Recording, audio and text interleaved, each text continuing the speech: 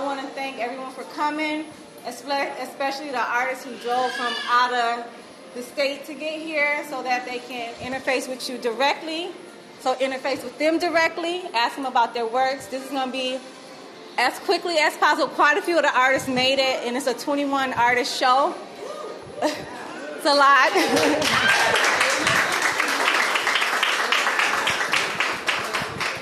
We're improvisational, space. And so what we're going to do with this talk is kind of like maneuver around instead of having the artists gather right here. We like it to be casual, comfortable, conversational, so you can just jump in and ask questions. We're going to be passing the mics to the artists, so that's what I'm talking about. We're improving. We have Pedro and others. We're going to share this iPad to record this. What else? That's so we'll just flow with us. I'm going to pause that or mute this. Sorry. My bad. Just for the talk. Come on now. It's like, no. America. Like, no. There we go. I will not be muted. Okay, I apologize for that.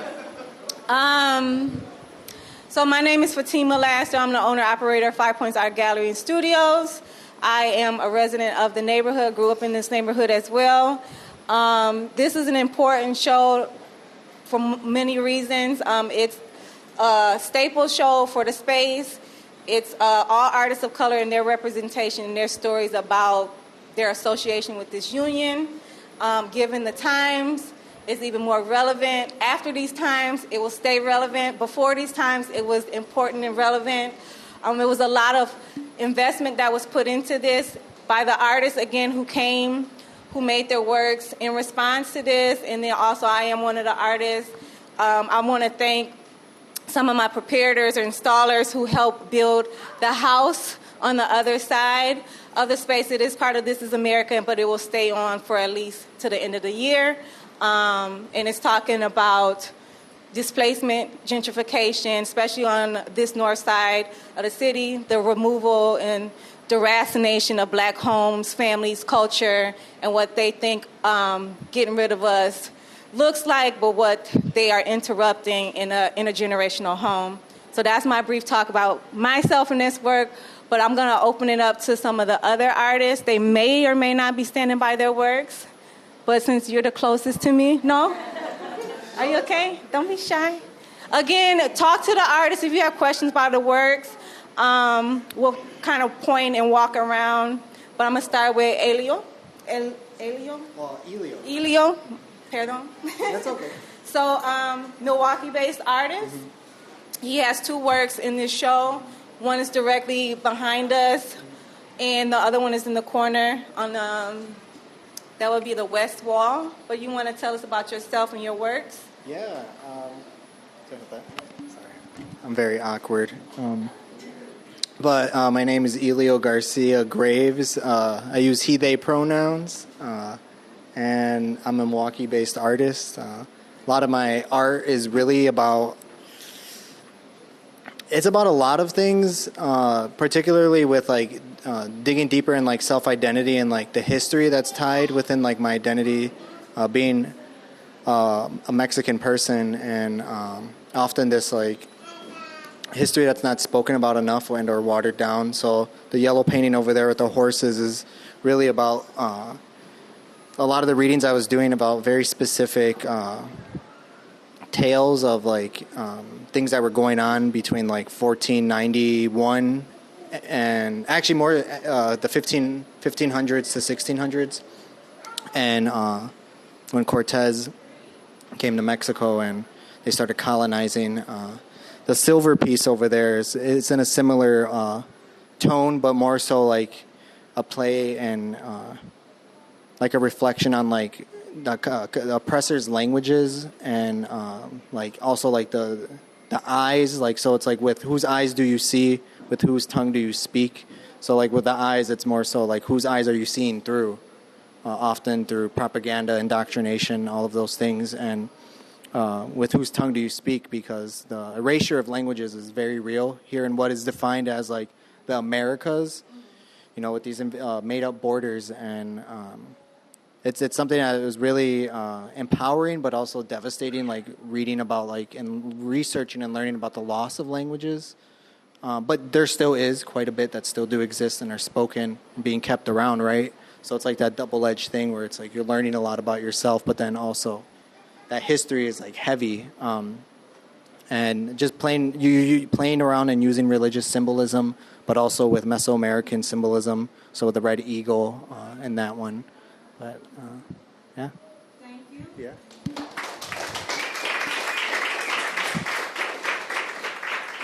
Like I said, this is an exhibition featuring 21 artists, and I'm excited because 9 of the 21 are new artists that I'm working with, and so Elio is one of them.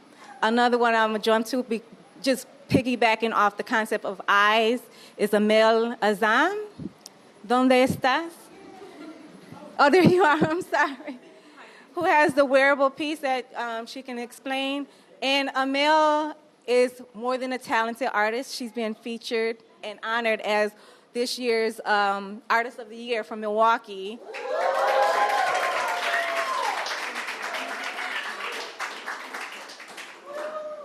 Amel's piece is called All Eyes on Me, and so I'm going to let Amel speak about her work and whatever she wants to tell about her journey with this art. Thank you. Hi everyone, my name is Amel Azam. The piece that you see here is called All Eyes on Me, and I made it in 2023 during my mentorship program that I was a part of. And it's basically a reflection of my identity of being a visibly Muslim woman. Every space that I enter, everywhere that I go, any time of day that I step out of the house and decide to exist and be perceived, I feel like that's how I feel all the time, no matter where I am. I'm a visibly Muslim woman. I'm Palestinian. That's a lot all on its own. But I'm also a first-generation American, and so being born and raised in Milwaukee and then also being raised Muslim in the West, it can get kind of confusing sometimes because this is my home, but I'm treated as if it's not. And I've reached a point where if someone, it's now a joke to say, go back to your country, because it's well, I wish I could, or pay for my flight, send me back, it's fine. I really don't care at this point. But when I was younger, it was really hard to navigate those feelings of anxiety, of not feeling like I belonged, but then also, being born and raised in a city and calling it my home and it being my home and finding my own way to come to terms with what that means for me and what I'm willing to accept externally and what I'm willing to allow externally to sit and take up space within me every single day. And yeah, that's the gist of it. Thank you.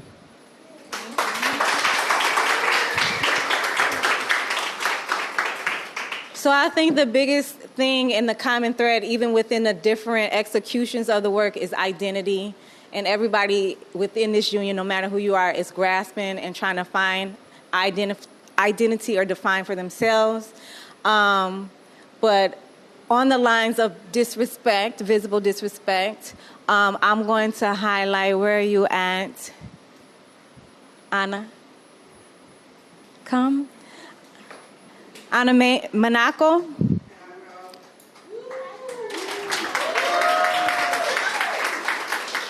Who has the flag piece in the back that looks like it has bullet holes through the mother holding a child. You want to tell us about that piece in the title? Yes, that piece is titled The Most Disrespected, the Most Unprotected. I completed it in 2017. It was the first stencil and also the only stencil that I've done so far, so that was a really fun process. But yeah, the imagery is kind of on the nose, and I wanted to capture a feeling of having a target on your back, of course. But also with the mother and child imagery, that was sort of ambiguous conceptually for me. I used myself as a reference, and I think I was kind of capturing my hypothetical non-existent child, me holding my hypothetical child, but also I think it might have been the baby is me. And I wanted to touch on themes of familial separation and how that relates to Black American history. And yeah, it's just a rich and horrible history, and it's hard to talk about. I'm really sorry.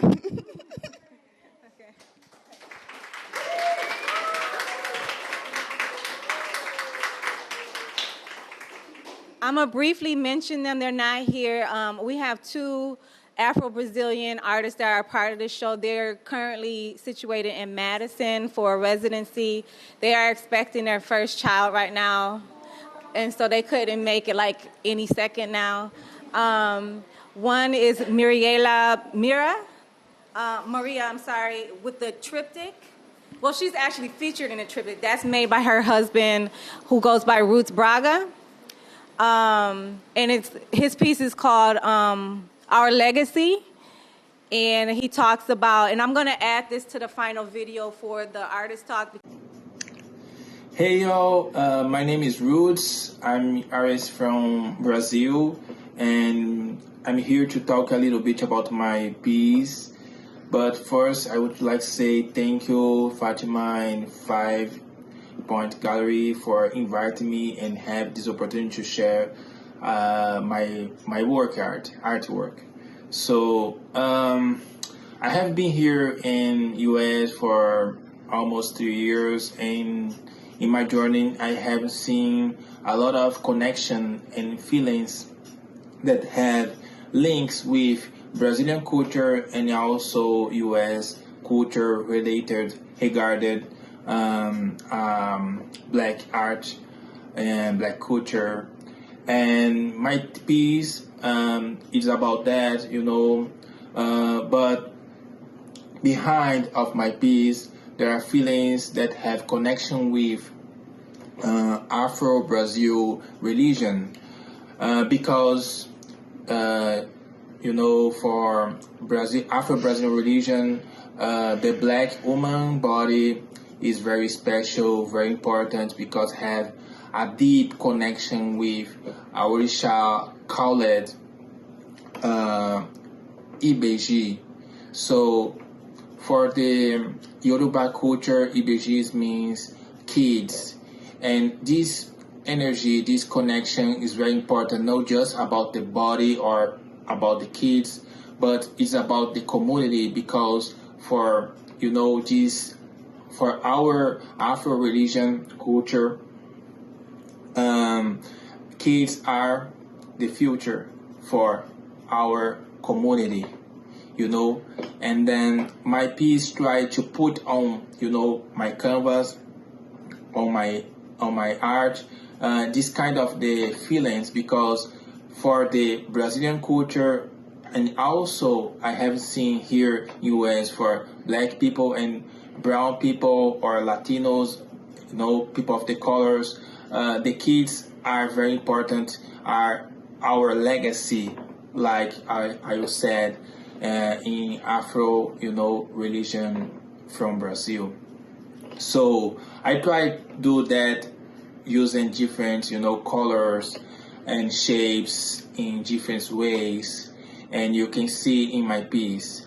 So thank you. It's my work, and thank you so much again, Fatima and 5 Point, to share a little bit about my dreams, about what I like to do. Thank you. So hi everyone, my name is Mirella Maria. I'm a visual artist, art educator, and art historian from Brazil. Right now I'm doing my PhD at the UW Medicine. And I want to talk a little bit about 2 works that I'm bringing for the gallery, the 5 Points Gallery. 2 photographs related to Afro-Brazilian cultural manifestations. So basically, I think that they are all connected with the idea of This is America, the title of the exhibition. So I'm bringing another perspective from Americas, but bringing the South American as my main tool for this. So basically, I took these photographs in 2012 when I went to a Afro-cultural manifestation in the southwest of Brazil called Aparecida do Norte. This cultural manifestation actually happens in many places in the country, but I went to the southwest because it was the area that I lived at that time. And then the name of this manifestation is Congada. So we have many groups, Afro-Brazilian groups, that work with this kind of dance and music related to Catholic saints in the country. So, for example, these photographs are related to Saint Benedict, a black saint that was really culted and cultivated throughout the country. And I went to this manifestation in 2012, and I photographed some of the situations and perspectives of this celebration. And then I brought to the collection for this exhibition 2 photographs. So the first one is a gathering of players working, playing the instrument pandeiro. I think that in English we can use the word tambourine. So you can see like the circle, the metal parts in circles in this instrument, and also the leader and the part of this instrument. So they are playing the instrument. And the other one is another man playing an accordion. In Portuguese, the name would be sanfona. So I brought 2 scenes of this manifestation related to the cult, the religion's cult, but also connected with the dance and the music, and also this Afro-Brazilian perspective that we have in both photographs. So thank you very much, Fatima, for inviting me to be in this exhibition, and also for you all for enjoying this exhibition, also seeing my work. So if you're interested, this work is also available for selling. And I'm happy if you want to have any interest in to know more about my work, I'll be happy to hear about it from you. So I have my website, mirellamaria.com. You can also DM me there, okay? Thank you very much. But tying into, again, identity in the flag, I wanted to highlight Mars, the smoke god.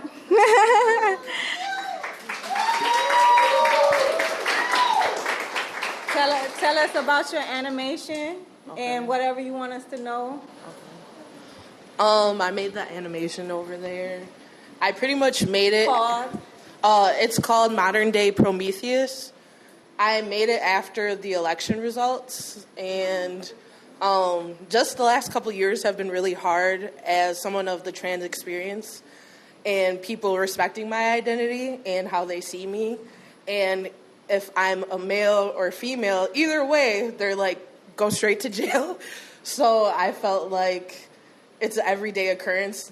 I always deal with, oh, you're a boy or you're a girl, or that's wrong, that's not right, and everyone policing me and telling me that I just need to go away with that.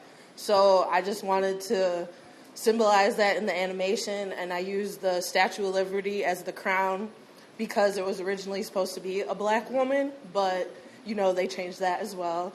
The flag, we all know the racism behind that, and then it has the American anthem behind it, which we all know has racism behind that. So it's just like a continual cycle of hate. And it's just like, why is this the America I get to experience and so many other black and brown people? And it's not right and it's not fair, and we should be able to speak out about it. Another thing I want to say is just that I do have a project. I'm working on a short animation with Feeding America, and I'm debuting it July 18th at Walker's Point Center for the Arts. So if anyone wants to come and check that out, it's about food insecurity, and honoring communities and culture identity when needing community resources. Thank you.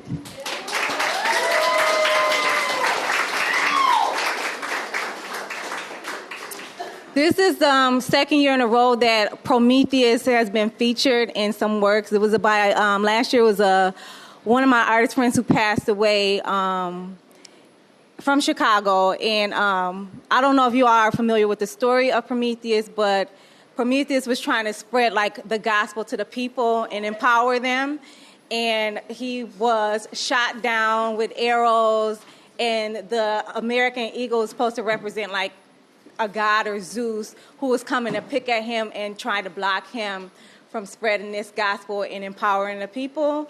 And so it is about sacrifice too, as people try to thwart authority. So that's another reason that piece resonated with me too. But and it's the modern day version too. And that last year was like a modern take on it as well. Speaking on trans identity, I want to highlight, this artist is not here, but has worked with the gallery like years ago, a not Cuban, but lives in America artist, Lily Rosa Reyes Oliva, is a photographer. She lives in Brooklyn now, lived in Harlem, but documenting a lot of LGBTQI plus identity people in New York and wherever she travels, but the top one is a trans person, and these are different people in different elements and highlighting their being natural, like they're people in their natural states, and then like you having to like really focus on their existence and their gaze. So I really love these pieces. I love how it's framed, so it's like almost like a voyeur kind of concept, but again, they're front and center in their pieces. And not to do this piggying, but another Cuban-American artist who I met in Chicago. I had a show recently in Chicago, and I met Karina in Chicago.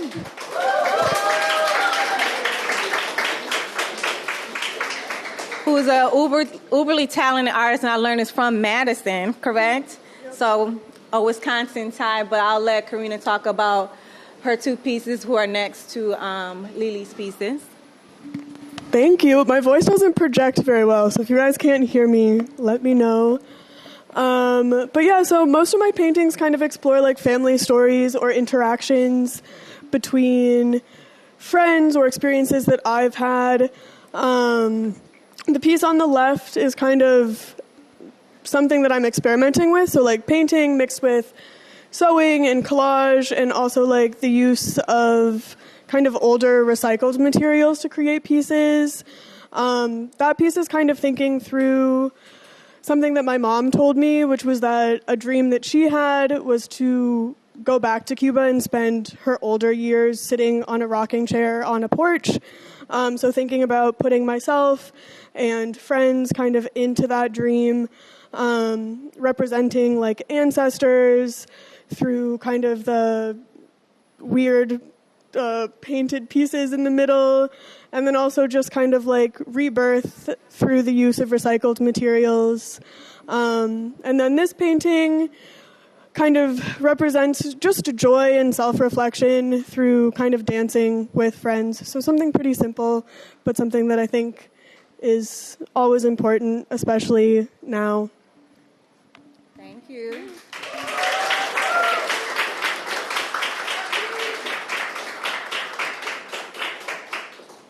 I'm going to jump back and forth. I'm going to bring Pedro M. Gutierrez up. I'm piggybacking off of the voyeur concept. Pedro has two pieces, one of the video film pieces behind us and also the big surveillance piece. And so let's talk about your work and let us know about you. All right. Hey, everyone. I'm Pedro M. Gutierrez. This is my video piece. I'd say it's pretty self-explanatory. It's called Burn Ice, inspired by the current events and bullshit we've seen.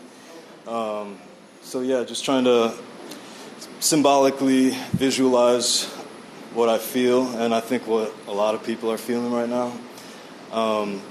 there's a soundtrack that accompanies this piece that I also made with piano and some processing.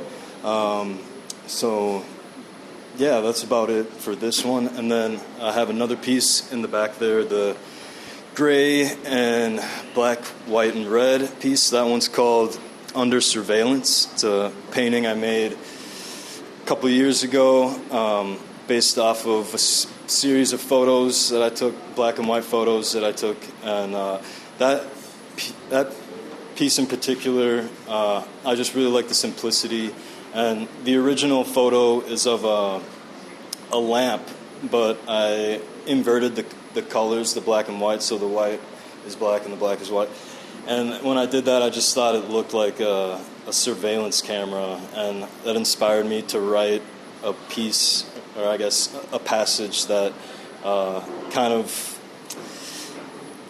demonstrates what it means to live in America these days under constant government surveillance.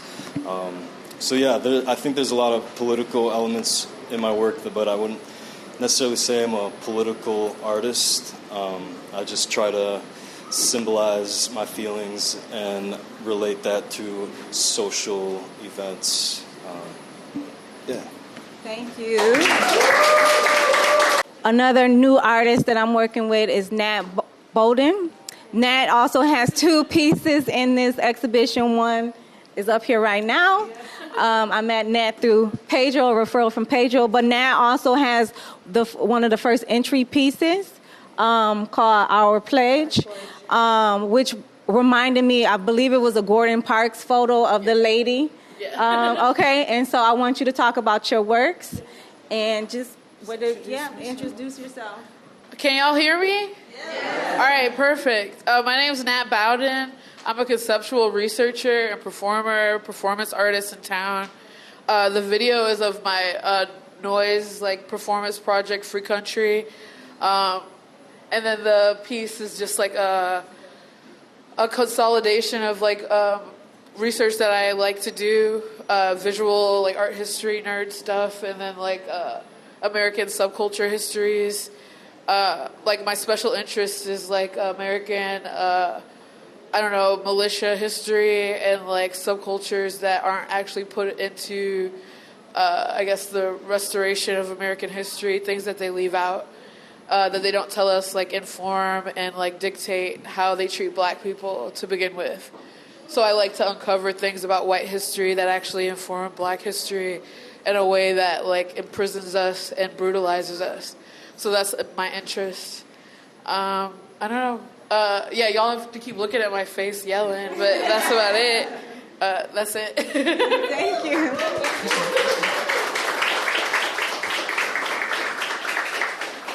I did intentionally put this. I was like, I want y'all to see this shit. I want y'all to be like, what in the hell is going on? This little rock star. But again, a different representation of what we are. I mean, they try to box us in our aesthetic, physically, what we make and what have you. And they might not see that and be like, oh, that's black. And so I wanted to show, again, the range of production and culture that we make and contribute to. And align with your Our Pledge piece, I'm going to talk about the work next to it. It's in the hallway. I do not remember the title, but the artist is Icicia Drake from Chicago, got sick, so couldn't make it, but intended to, and also has the piece next to Mars's piece, or Mars the Smoke God's piece. But in Icicia's large painting, it's just highlighting a maintenance worker that she bonded with. I think he passed away, but giving him relevance and importance. Just like what Nat did in her piece and what Gordon Parks is normalizing people and giving credit to people. They always talk about certain service workers, but these are the people who are stabilize and hold up our economy technically, and so with their low priced labor, and so again, the larger than life visage of this person, you have to grapple with it.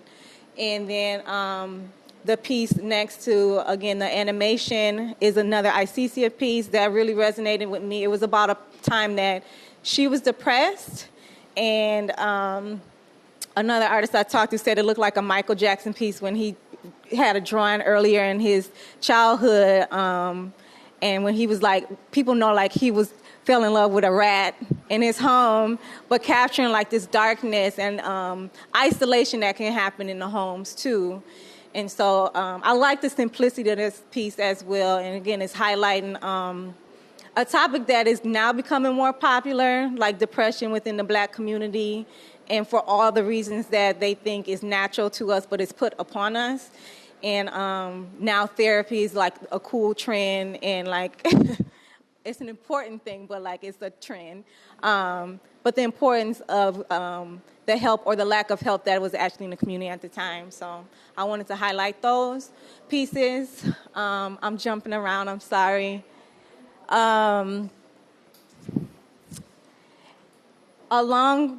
This is like my fake tie, along with depression. Before I jump around, I wanted to highlight a lot of these artists are not just like what you see here. Pedro is a musician. Nat said she's a performer as well.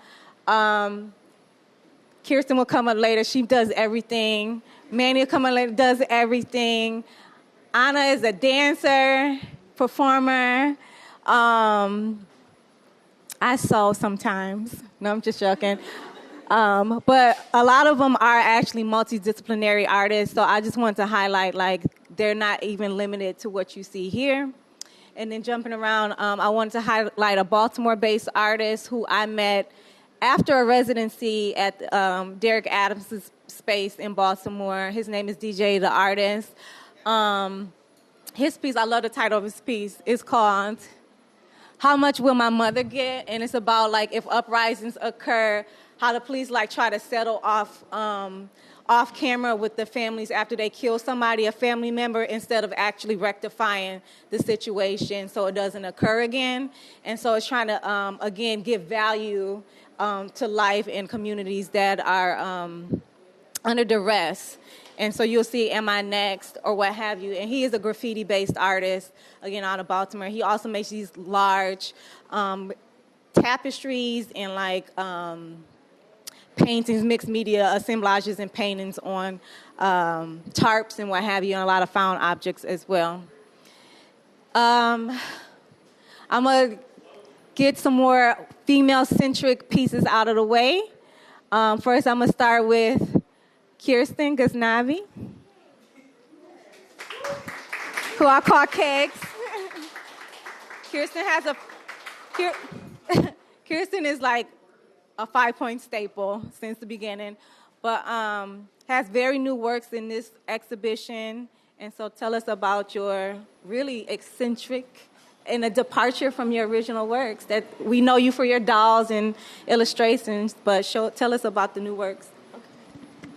Hi, everybody. Can you hear me? No, they cannot hear you. Is there a... Hi, everybody. Hi. Can you hear me? That's my loud voice. Hi, I'm Kirsten. I'm a multimedia artist. As Fatima said, I'm mostly known for articulated dolls. I've done them from like tiny size all the way up to like 6 or 7 feet. But this past year, I've been kind of trying to be a little more vulnerable with some of the work that I'm doing and making them a lot more personal. So my most recent solo exhibition called 3:33 a.m. Is kind of a focus on that, kind of going inside, looking at what keeps you awake, like dreams, the haints, if you will. So the pieces over here in the triptych, basically, of the collages here, are called Behind My Eyes 1, 2, and 3. And it's pretty much self-explanatory. It's like when you close your eyes and you squeeze your eyes and you see all the colors and lines and all of the stuff that is keeping you up, that's on your mind, that you're overthinking about, that you're over-rationalizing. That's just kind of like me trying to put that on paper and show or explain how I feel that should look. I don't know. But that's what those pieces are. the piece on the corner that's wooden, or in the middle here, called Kneel, was going to be in that show, but at the time it didn't fit to me. I didn't know how to connect it. But I've been working with wood burning recently, and I put the words sleep, kneel, wake, repeat on the stomach of that piece. To me, it's like that is a cycle, like that sentence. The act of kneeling and getting up, praying, kind of self-soothing, all of those things are different cycles. Looking at that portion of the body for a woman or a person with a womb, that is like a cyclical, yeah, I made a word up. You know what I'm saying? Yeah. But it's like getting into this cycle and pattern. And for me also, dealing with a lot of anxiety and depression and grief, I feel like for me it becomes a cycle. If you look at that piece, there's some dates that say day 9, day 14. I spent some time earlier this year in like a group therapy session for a couple of weeks with a lot of people that I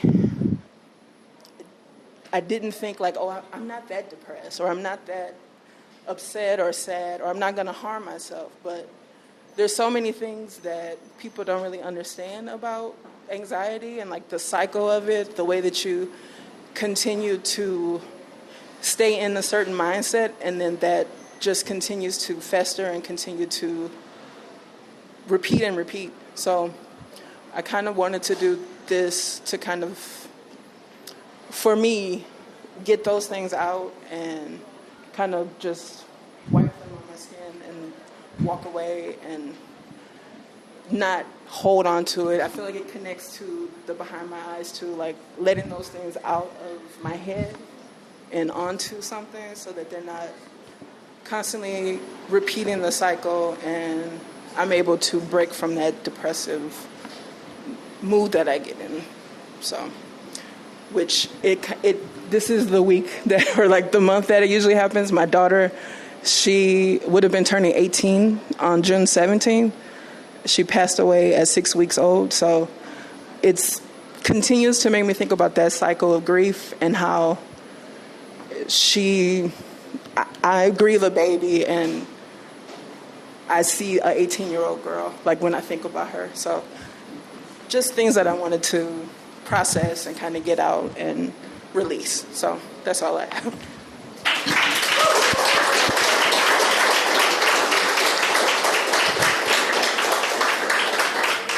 Thank you for sharing that vulnerability and that new work. And then I'm going to introduce Manny, who I feel like has this, quixotic work next to curates. And they're like brother and sister, too. So I like pairing them next to each other. So tell us about your two inclusions. You have a mixed media painting and also an installation piece. Okay. I didn't really take notes, but so the first piece, that pink and like blue piece, is called Trial Number 5, Bejeweled and Battle Tested. It's basically about like I grew up, like watching like black women carry on burdens of like men or whatever, and have to be like battle tested or whatever.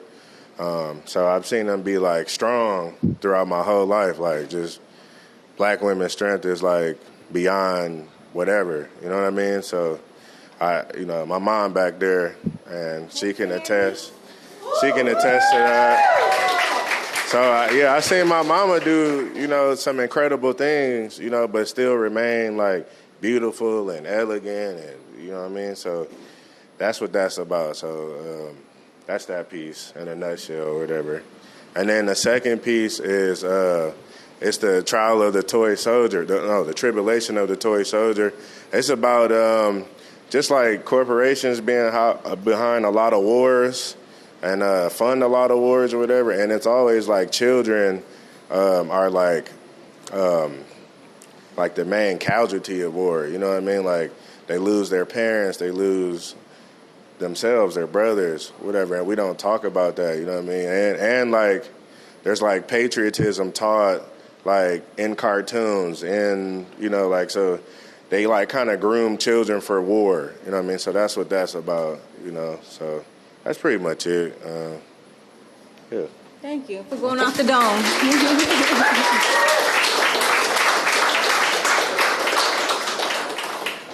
Now we're going to get into patriotism. So this artist, I saw her piece on IG. I was introduced to her years ago. But Delisha McKinney from Chicago. This is the piece that's on the flyer and that we've been circulating on the flyer. So I think it ties perfectly with the patriotism concept, but also the aesthetic also plays with this cartoonish, game-like spirit behind the corporation. So I'm going to let Delisha, I'm saying it right, behind the two pieces that are included in this exhibition. Hello, everyone. Yeah, I just talked to a guy. Hello, everyone. My name is Delisha McKinney. I'm from Chicago, from the west side of Chicago. West side? Yo. So a lot of my artwork is representational of children. You, me, parents, whoever's been a child, which is all of us. I feel like children is a piece of us that we should never lose or ignore. As long as we keep that childhood innocence about ourselves, then we can better love each other, respect each other, and have some type of understanding of our flaws and when we make mistakes. So just give ourselves a little more, grace. Amen. So the pieces that I have over here are about what's happening now, what has been happening in the 60s, what has been happening in slave era, which just has been happening, the conception of America, period, all the way to Europe, to where it all started, the hatred, period. I am a military kid, and I've seen from how it works from the inside out, and it just continues to happen over and over again. I guess we all know that. It's a constant fight, so that feels like we have already lost. So these pieces represent that feeling of losing oneself and also losing the fight against civilization. And that's my piece. Thank you.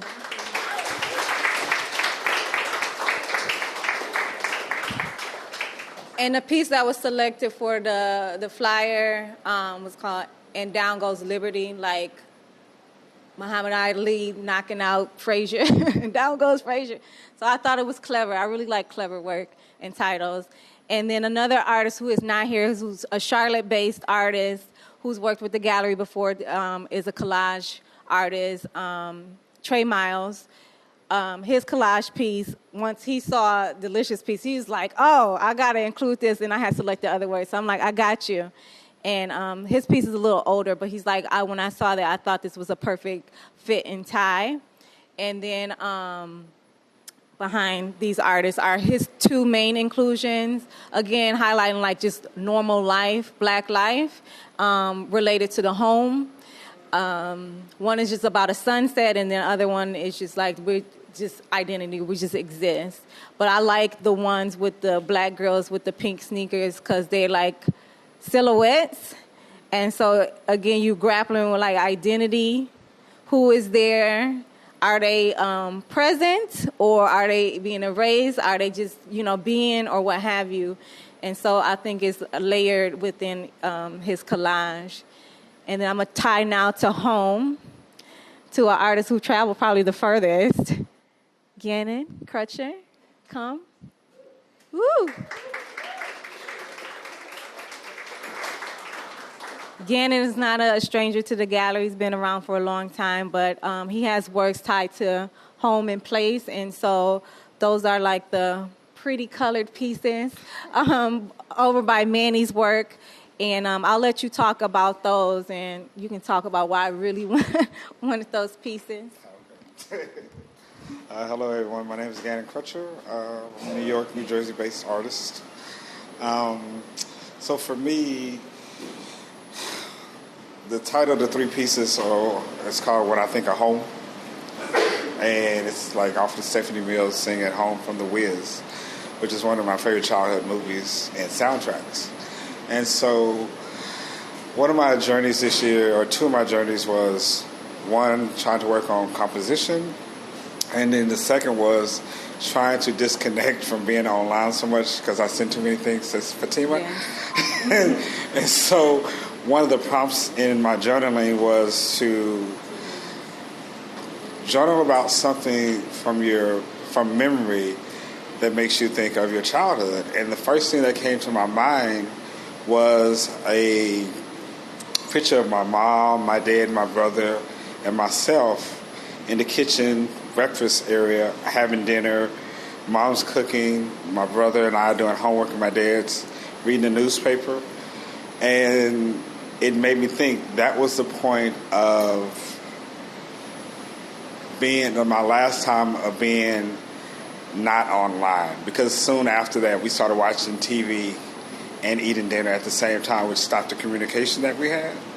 So that's the basis. But now with this suite of three paintings, it just took me literally, my five senses like transported me back to my childhood. I was like trying to remember what it was like when we first moved in our neighborhood and we were the new development. We were the first people on our street. So I tried to recreate it from memory. And so I recreated it from my memory of what it was like to move into that house, be the first on that street, but then the story that my mother told me about how they got the house. And my dad worked for the city as a city planner, and the property and the lot came up across his desk. And he told my mom, he said, "Honey, Joe, I found a place for you, me, and the boys." And so that's the title of that piece, is a place for you. When I think of home, it's a place for you, me, and the boys, which then leads to the second part, which is Home Sweet Home, which is, for me and for most of us, what is home sweet home? Is it where you live now, or where you grew up, or what is that place that when you think of that, where do you go back to? And for me, it literally was the house that I grew up in and the neighborhood I grew up in.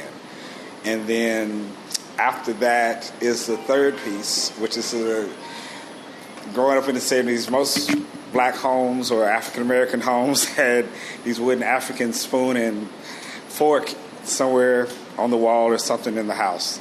So we had one in the house, but I changed mine up to look like my mom, my dad, my brother, and myself on a picnic table, or, with a gingham pattern to represent when we had family members come over to the house. After my parents made it a home, you start having family gatherings where people come from church, family members, and all the music and the love that was felt in that home.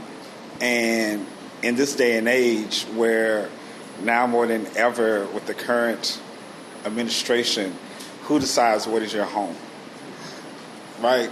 And even for my parents and many African Americans, you are redlined to a certain area, and now they're trying to take it back. And so even for the way I did Home Sweet Home in the red color was to represent redlining. Yeah. Oh, and while Fatima chose the piece, she saw the original sketch, my composition study, and she said, I think it'll go good with what I'm doing with the installation, because they're both tied to memories of home and growing up in often a loving space for the child, but then we don't know what else is going on and how hard it took that young couple to believe in getting an American dream, which is to own a home and be homeowners. So, yeah. Thank you.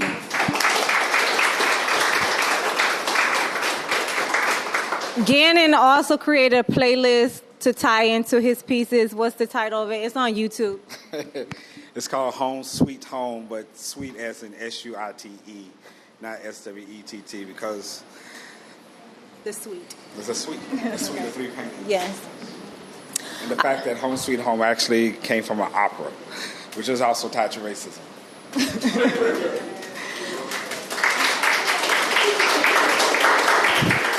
There are two other artists in this. There are three other artists in this space that I want to highlight before, like briefly again talking about the installation on the other side, which probably closely ties to Gannon's piece. One is not here, is a Louisiana-based artist, Vida Shell. He has his painting, mixed media painting in the back called Miss America.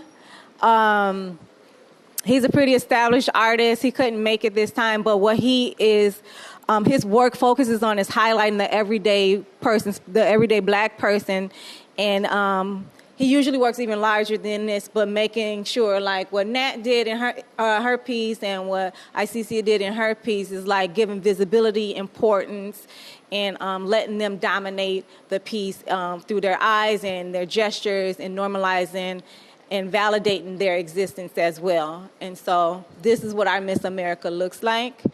Who would, if you walk past her on the street with her blonde hair and her bamboo earrings, they would like, look at this ghetto woman, but she is normal and she has worth and she probably contributes more than the narrative that's been cast upon her. And then the lineage of degradation to women come from slavery, and so now I'm going to bring in a artist, Rhonda Gatlin Hayes.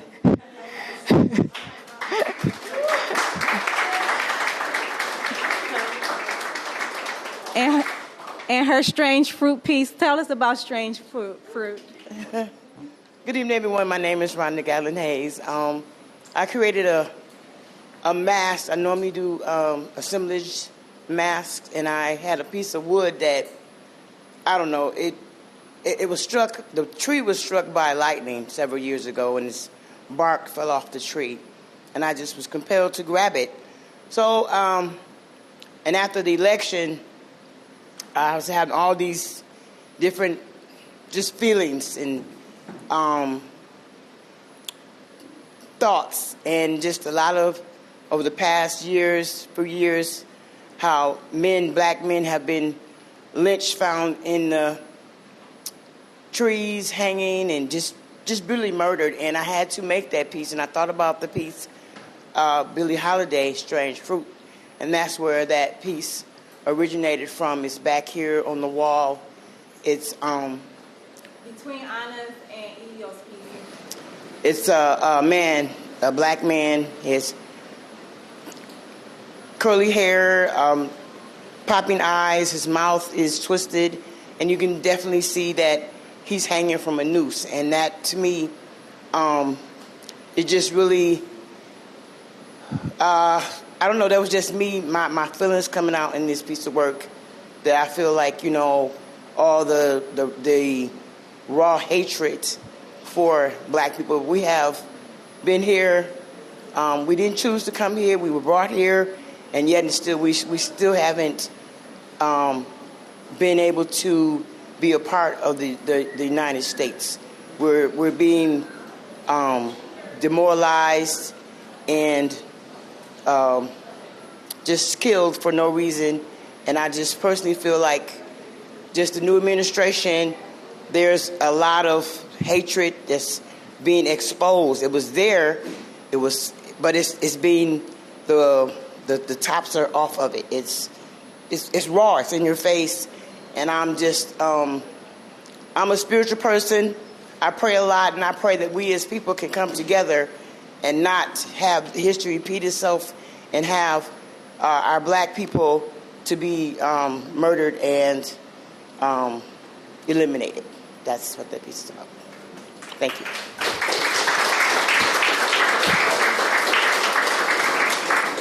Rhonda was the gallery assistant for years, so I wanted to highlight her. But the reason I had taken a break earlier this year with the gallery, and she was like, "No, you got to do This Is America. I got some shit to say." And she also made me do my installation, which I wasn't going to do in the gallery here. So she's like, they need to see it. This is the right space versus the original space. I had a fellowship last year through the Knoll Fellowship. Amal, are you in the Knoll? No, not yet. And so I'll get to that again, but she's the reason, like, this exhibition going on right now. Otherwise, I would be breaking a little bit longer.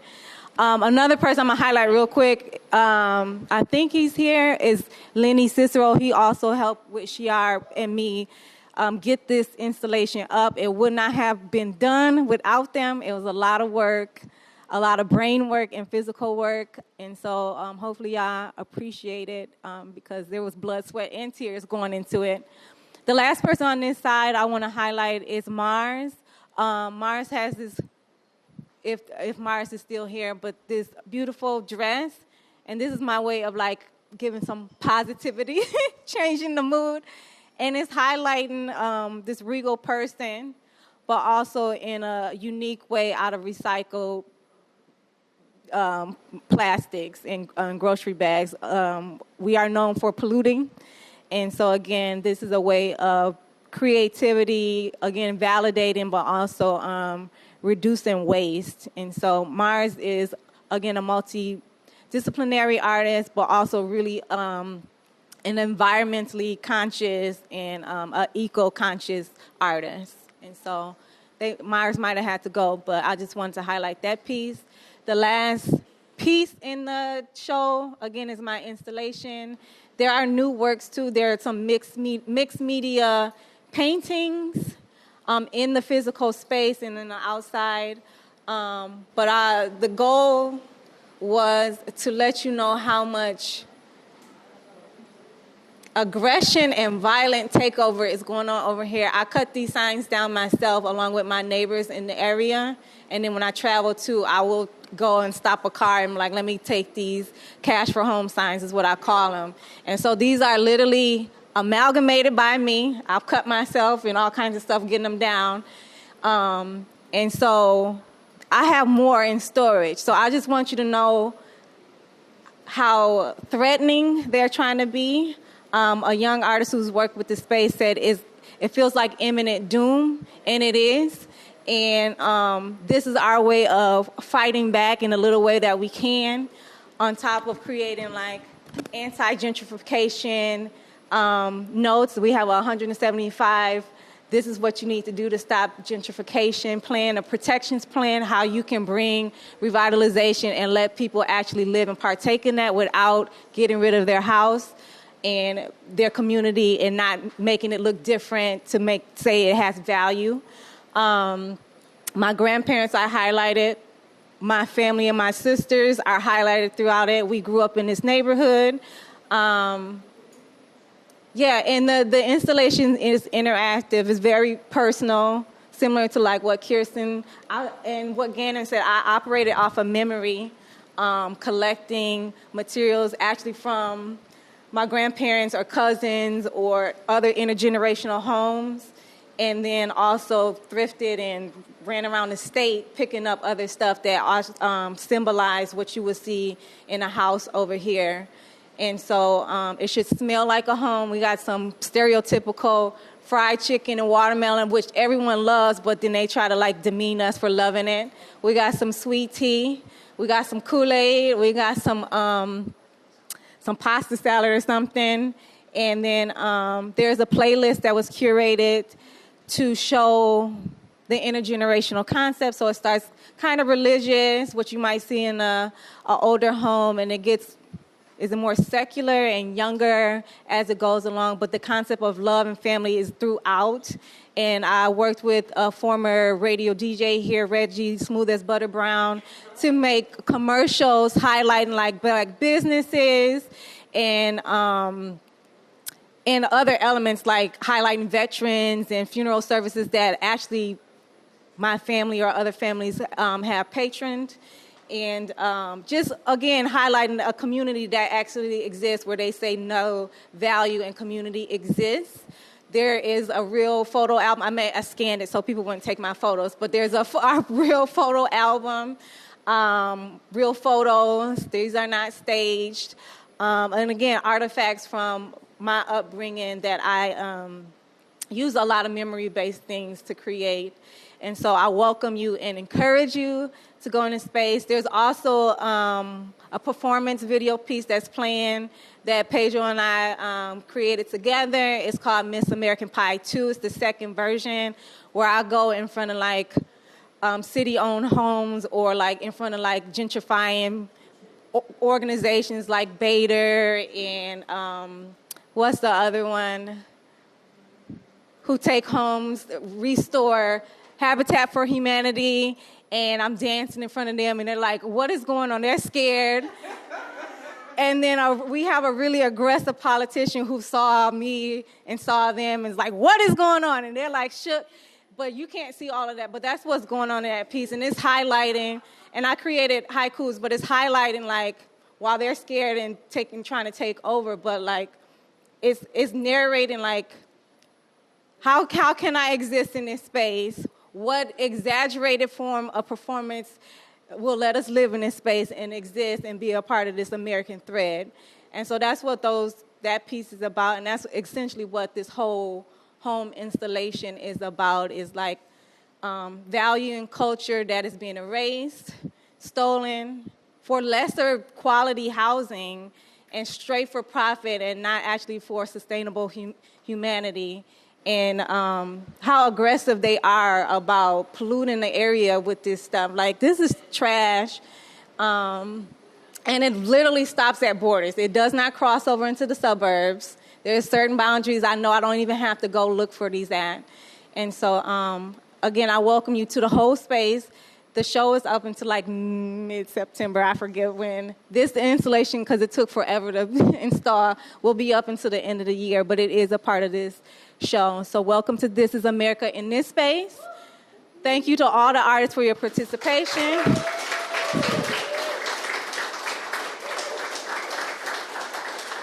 Thank you to the guests for coming, and like, it was a lot of artists, and I do want y'all to interface with them. Y'all did not have to wait and like listen to us talk, but I appreciate y'all for coming and referring people to the space so you can see this awesome work. Everything is for sale, minus the installation.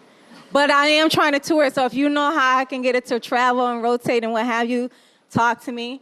But yeah, we're open until 9. Engage with the artists. I'm going to turn some music back on. Consume this food, the beer, the wine, the tea, and all this stuff. This is how we offer home and break bread. So thank you.